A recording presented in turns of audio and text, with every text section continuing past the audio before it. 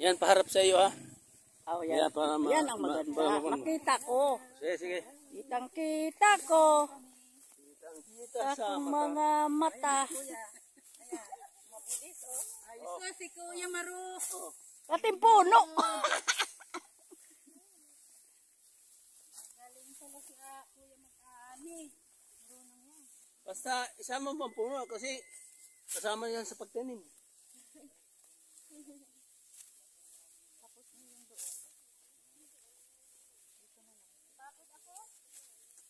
Sayang ang Nakaporma pa man naman kay Kuya. pagtatanim sa mga magsasaka.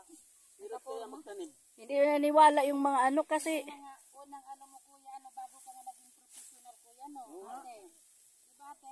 Oh, yan ang trabaho mo dati. Ah. Oh, sarap na. Ito ang bigas na ito, Oh, golden. golden rice. Masarap.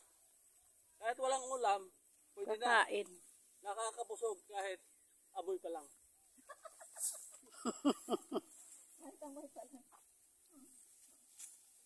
Magic rice nga eh.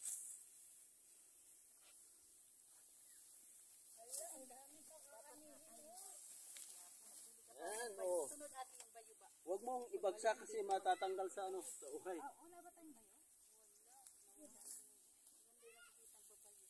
Tingnan mo ko ilang minuto. 3 minutes. Ate, Tingnan mo kung yung natakbo na oras. Kita mo? siyempre, sobra na nga ni. Ilang minutes na? 30 na.